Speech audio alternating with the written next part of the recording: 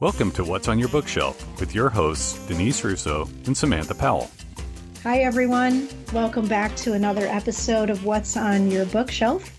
This is a life and leadership podcast where we are living out loud the things we're learning from the books and the pages that sit on our shelves. These books are not sitting on our shelves. They're sitting right here on our desks with us. My name is Denise Russo. I'm here with my co-host, Sam Powell, and we are walking through an entire year of the how of happiness and the pursuit of happiness. We've been just starting this series by walking through a book that is called The How of Happiness, a new approach to getting the life that you want. We have links in our show notes for how you can purchase that book and get some downloads of some extra free stuff that the author has shared as well. I'm looking forward to this episode today because these are some tangible, realistic, intentional activities that will fit your own interests, values, and your needs. Because this book, we're sharing what it's doing for us, but this is not just a one-way street for you as a listener. We hope that this will also help you as you're growing through your own journey in elevating your levels of happiness. Sam, I'm happy to be back here again with you today. How are you? I'm good. I'm happy to be here too. I think we're going to make that joke every time. I kind of think so. The whole year, maybe. I'm excited about this because this is where we move into the personalization of this, right? This book is really kind of like a manual for yourself on how to get happy based on the science, based on the, best research that we've got on how human beings are happy. And there's a quote just at the very end of chapter 2 that I think kind of helps us move into chapter 3, but it really talks about that, right? If we observe genuinely happy people, we shall find that they do not just sit around being contented. They make things happen. They pursue new understandings, seek new achievements, and control their thoughts and feelings. And I loved that as we think about the personalization, right? To be happy, you're not just sitting around, I'm a naturally happy person, this is great, right? No, it's you find the things that make you happy. You pursue them. You work on your feelings. You work on your thoughts, which I know for Denise, for you is a huge thing. And so this chapter is really about figuring out what works for you. So if you have the book, which I hope you have the book, right? You can do it right. You can do the exercise right inside of chapter 3 here. It's on page 74.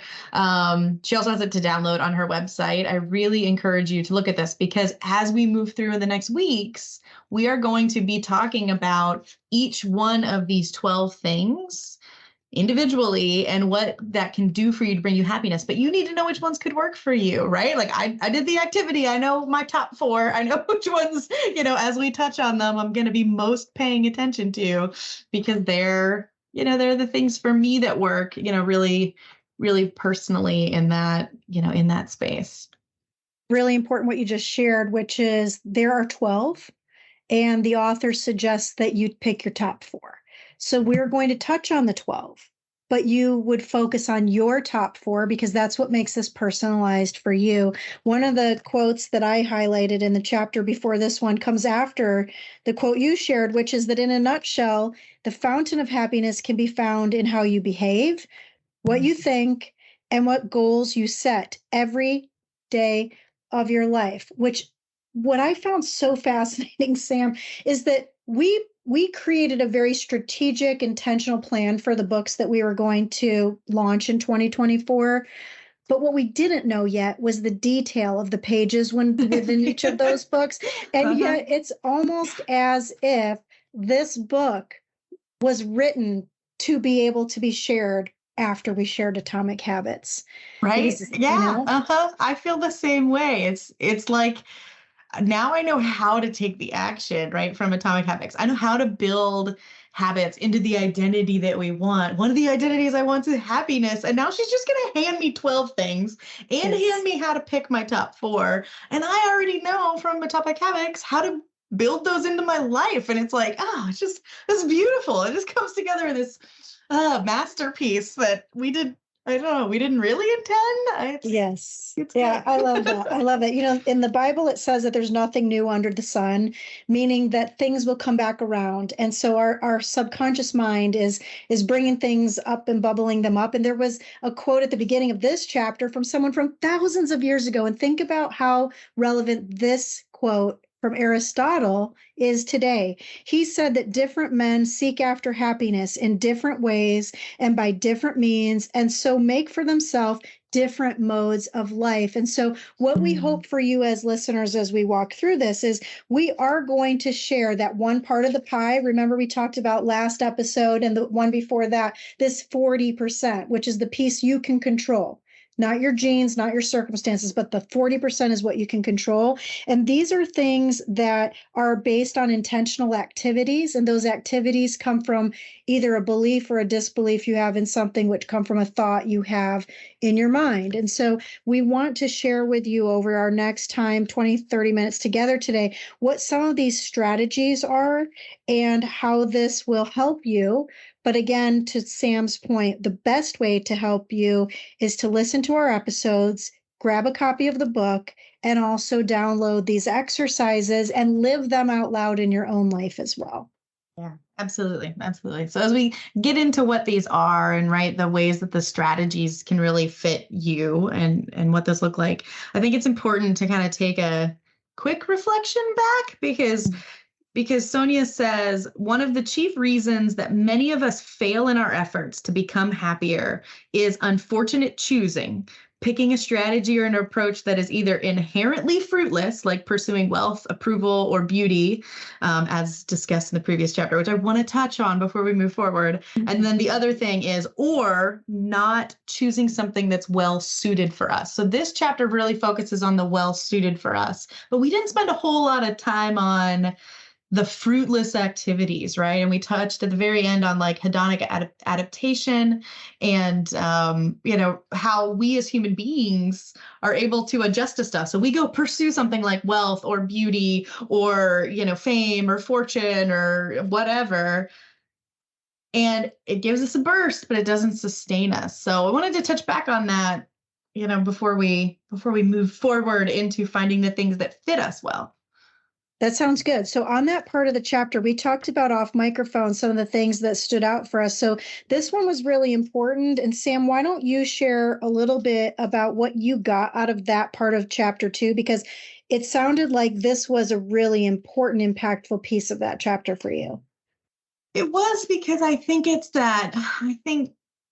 I always say, like, you need to know yourself to grow yourself. And I think that that's knowing you as individually as a person, but also knowing how we as human beings work, right? That's why I loved Atomic Habits, right? How do we all collectively build habits? Like, right? How do those brain synapses fire? And how does all this really work?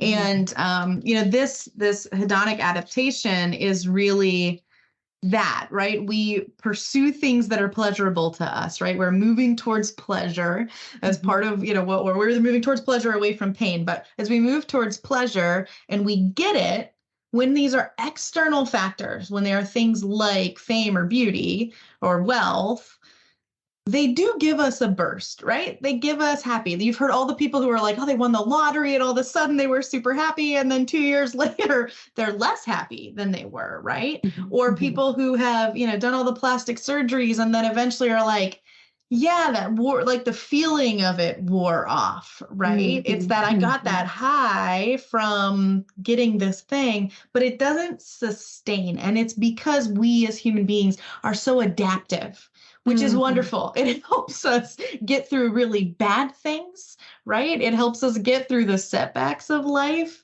But there's that flip side of that coin that really can, set us up to be pursuing the wrong things that really do not give us that, fruitful effort. They just don't last. They're temporary.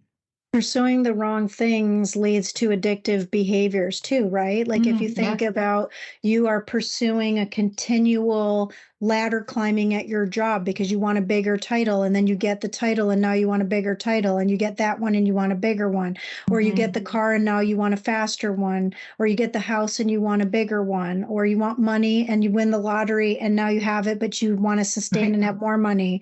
And so those addictive behaviors are because you're grasping at something you think will bring you happiness, but you never enjoyed it when you got it because you still want more. Yeah. And so he gave an example, though, to segue a little bit that I found to be really interesting about this adaptability piece. He gave a real life example that's something I've experienced, which was, or not he, I guess the example was from, I don't know if the example was from her or if it was somebody else, but let's say it was her, I think, because I don't recall if it was her story, but it was about getting LASIK surgery.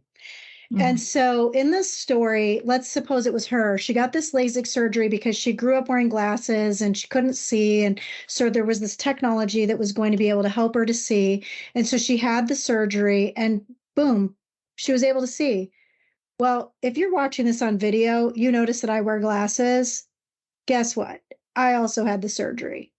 And there was a period of time where I could see without my glasses. But the doctor told me in the surgery, he said, hey, by the time you get into your mid 40s, you're probably going to need glasses again. Because it only lasts so long. It wears off. Your eyes change. Your circumstances change. Your health changes.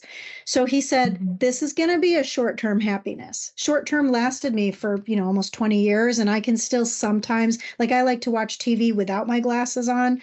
My eye doctor probably doesn't like that. So I hope you're not listening, Dr. Love. But yeah. Tattling on yourself. Yeah, I probably should have said that. But I do wear glasses now. And so they talk about in the book about that this was the first time in this person's memory that they could read signs without wearing glasses, and they were super happy. But within 2 weeks, they adapted to this 20/20 vision and couldn't remember how ecstatic they were 2 weeks prior when they, for the first time, opened their eyes and could see without their glasses. I can remember what that was like because now years later, I have to wear these to see you on the computer. And if I'm reading a book, I have to wear these other glasses just to see the book. So this adaptability also makes us forget with gratitude. It's sort of like when you get a new job, right? I think we both have examples where we can share that the day we started a new job, how exciting that was and how new and fresh and the way it felt to go and be so proud of this place that we were going to be able to contribute to. And then you get used to it, either for the good or the bad, but you get used to it and you forget what it was like on that exciting first day. And I think this is the lesson for leaders to not forget what it was like that first day when you're bringing new people onto your team, because it's their first day that day. Yeah, exactly. And that's really the point, right? Is that you can keep pursuing it. It reminds me of Simon Sinek's Infinite Game book, right? That like there are finite games where you are playing to win, right? Sporting events, things like that. But then things like life and business are infinite games. The point of the game is to stay in the game. And I think you have to approach happiness the same way. The point isn't to get to, oh, I've got the end of the board game and now I'm happy, right? Check, it's here all the time. It's not, because you're going to get to whatever that destination is. You're going to get used to it. And then it's not above your happiness level anymore, right? It's not the thing that pulls you up into happiness. It's the thing that is your baseline now, right? And we adapt and we change and we get used to it all the time. But if you can adjust that thinking into the point of the game is to stay in the game, the point of happiness is to continuously maintain happiness, it really makes you rethink what that is, right? And I think about this with business strategy, and this is one of my favorite talks I've heard Simon give about this is people who are we have to continuously grow in business. Our business needs to get bigger and bigger and bigger and bigger and bigger. And it's what's the point? Why are you doing that? Right? You'll get to the end of your career and be I ran and I ran and I ran and I ran and I ran and now I'm really tired. But what legacy did I leave? What was the point? Right? Was the point for me to run really fast? Was the point for me to grow really big? why is that the pursuit? Why is that the thing that I'm reaching? And it's like, if you're always chasing something instead of carrying that with you, right? Like, oh, today I did this, right? What's my purpose? What's my vision? And what Simon says is, what's my just cause, right? What's that thing that I'm in endless pursuit of, that I carry with me through all of my days, that really sustains that happiness? Because I never get there, but because it's with me always, right? And that's really the change in mindset. It's not these circumstances, not these things that you're reaching for, because you'll adapt to them and they won't be what you think they are. It's got to be something different that you carry with you. And that's what this chapter turns us into, is, what are those things?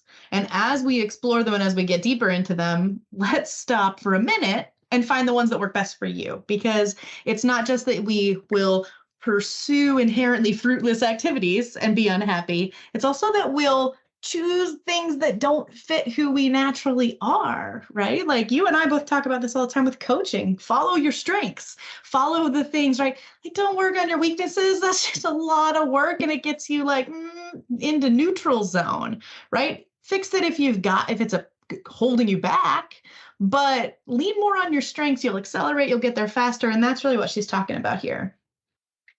I think that it's important to think about the things that are, to your point on the following your strengths, what are those things? Because even John Maxwell talks a lot about this, that if you focus on the 20%, which is a Pareto principle, focus on the 20%, you're going to get the 80% of results. Well, if you focus on 80% of all the bad things in your life, you're only going to get 20% better. But if you focus on 20% of the great things in life, you're going to get 80% more fulfillment, more satisfaction from it. And at the same time, when is enough? To your point, Sam, like if you have to make more money, make more widgets, have more prestige, whatever that when is enough. I was listening to a song this morning, and it was from an actor, actually, Jeremy Renner, one of the Avengers. Well, I guess he's been in lots of other movies too, but people would know him from that. And so if you recall who this actor is, he had a major accident, like I think snowmobiling last year sometime, which left him having to learn how to walk all over again. The song is about something that's the best part of him. And the song is a song he wrote for his little girl. And it's such a sad song in a triumphant song at the same hand. You would love it, Sam. And so maybe Scott will need to give you a link to this song. I think it's called The Best Part of Me. I'll have to look up and see if that's the right title, because I listened to it earlier this morning. But he starts out in the beginning of the song saying something like, I'm on another plane. I'm in another hotel room. I've missed your birthday again. But then the lyrics shift later about how he now is with her and he's watching her grow up and these great things. And so it almost took for him this really tragic thing to happen in his life for him to find out what really was the most important thing in his life, which was that not being on the road, not being in movies, not being on the go in Hollywood and down the red carpet, but being there with his daughter. In fact, there's another, I think we've said this in an episode way long ago, but there's an exercise I learned in my positive intelligence certifications where the teacher taught about there's no such thing as good or bad. There just is. And that sometimes the things in our life that are around us are because we chose for those things to be in and around our life. And it's how you walk through that part of your journey that brings you to whatever's in the future. You can't worry about the past or just dream about the future. It's about being present. And so Dr. Sonia talks about 3 ways that having strategy around this gives you a fit towards happiness. And so what are some of those things that struck you, Sam, when you were thinking about this piece, which is determining how you can use strategies to become happy? Yeah, I mean, I like that, right? It feels very action oriented for me, which coming off of Atomic Habits is our last book, like feels good, right? What are the actions that I'm doing? What am I doing every day that builds me toward the person that I want to go? So I like that she's giving us the strategies, but not only that, like giving us ways to figure out how they fit with us. And those three things she's got is that it fits with the source of your unhappiness, it fits with your strengths, and it fits with your lifestyle. And when I think about that, like I like those three things when I'm thinking about these 12 different, strategies that could work for me. It's really, it's a little bit of that self-examination, right? What is the cause of some of my unhappiness, right? That's unique to me. So what are the things that could help be the antidote for that, right? And then what am I good at? How do I just capitalize on, what I naturally already do? And then also what fits in my lifestyle, right? What's going to work for me? Because I know from Atomic Habits, I cannot enter in things into my daily schedule that don't fit naturally with what I'm already doing, right? It's that habit stacking type of a thought process. What I loved about how she described this part is it's very practical. And like you said, it's very tangible. But she also makes a point to say in this chapter, be very clear. Being a happy person doesn't mean like you're a sugary, sweet, typical, what you would see in like certain movies or television shows. This isn't about being corny. It isn't about, someone that you think there's nothing in that person's life that is inherently bad or unhappy. This is about looking at the things that are activities, observations, your thinking patterns, and finding out how to elevate your current level or baseline state of happiness to this thing that you can control. Yeah, absolutely. Absolutely. And she says it a couple times in this whole first section about, the corniness, because some of these activities do sound sort of corny. You're just like, oh, let me roll my eyes at that.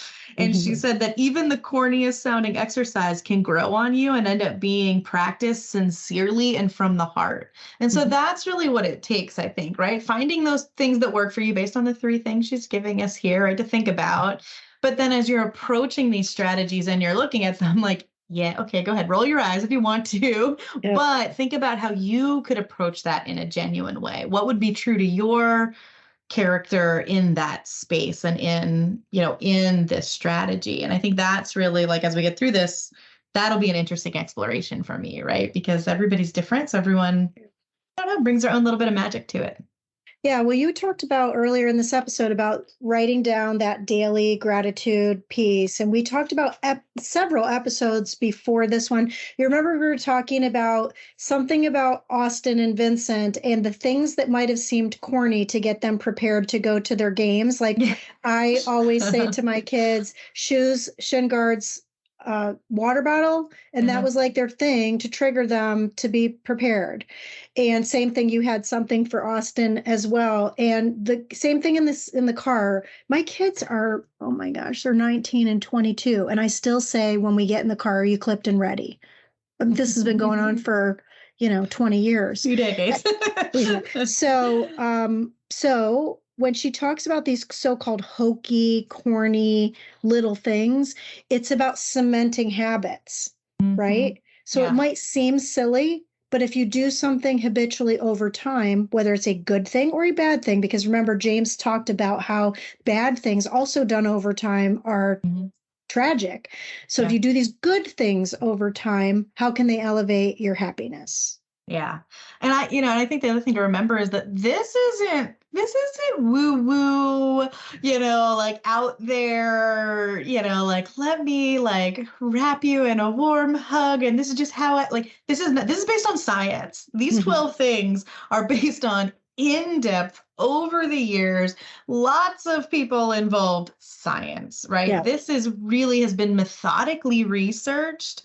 And these are the 12 things and the 12 strategies that you can implement that will genuinely bring you happiness in whatever that means for you and whatever that looks like for you. True and lasting, sustained in your soul to the depths of who you are, happiness. And it's based on science. So when it doesn't sound like it, it actually is. And that was the surprising thing. And that's what we talk about in this whole, part one and introduction, is that some of this stuff is surprising, but also not at the exact same time. So yeah, as we think about this, as we look at this list, definitely go through it. So this is an activity that is in the book. It's on page 74. You should do it. You can download it from her website too, and really go through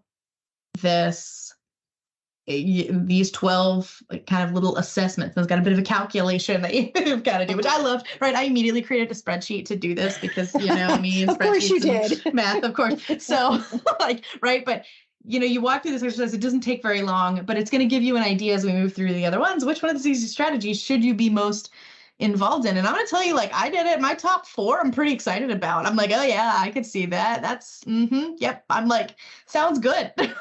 I could see how that could make me happier. And I already baseline am very happy. There's naturally my set point, but I can see how these 4 things could totally push me up a level, right? Helping me get to, an even happier version of me. I love that. And the assessment is super simple and short and quick. So I also do agree. Download it, but keep it handy because you may want to fill it out again in the future. I know we're almost out of time for today, so I do want to share and harken back to something you just said, Sam, that the author writes in the book. And she says, there are several reasons why I present exactly 12 activities in this book. First, I chose only evidence-based happiness increasing strategies whose practice is supported by scientific research. Second, I sought to include a wide variety of activities so that every individual could find a set right for him or her. This is why there are 12 and no fewer. Nonetheless, there's a risk that even an activity with a high fit score may not at first work for you. And then she goes on to talk about, what happens after that. But she's very adamant throughout this book that this is a scientific, research-based book. It is not woo-woo. It's not this corny, fluffy, pie in the sky, strawberries and Skittles book. This is about actually achieving and aiming for greater happiness by requiring intention, changed thinking, effort, and commitment. Yep. So those 12 things, we'll give you the list of them right now because they're part of the assessment, and we'll break these down and really dive deep into them as we move forward in the next episode. So there's 12 of them. The first one is counting your blessings. The second one is cultivating optimism. The third is avoiding overthinking and social comparison. 4 is practicing acts of kindness. 5 is nurturing relationships. 6 is doing more activities that truly engage you. 7 is replaying and savoring life's joys. 8 is committing to your goals. I love that one. 9 is developing strategies for coping. 10 is learning to forgive. 11 is practicing religion and spirituality. And 12 is taking care of your body. When you read that list for the first time, what did you think, Denise? What was your first impression? My very first impression was these are an adaptation of Coach Wooden's book by Pat Williams. That was our first book in our series. And if you think about it, that was 7 principles that shaped his life and will change yours. And every one of his 7 fit into these 12.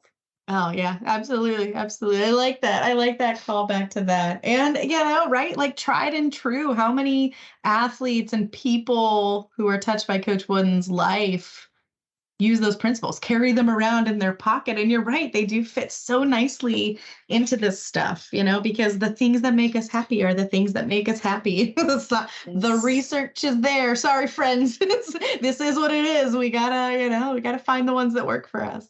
Absolutely. Well, we have once again come to the end of our time. It feels like this goes so fast, doesn't it, Sam? It feels so fast. I hope you're getting value from it, friends that are listening. And please consider sharing, subscribing, and even commenting to us. And if you'd be so willing to rate these episodes, it really helps us get more listeners as well and to share this content with others. Next time, we actually are diving now into the second part of the book.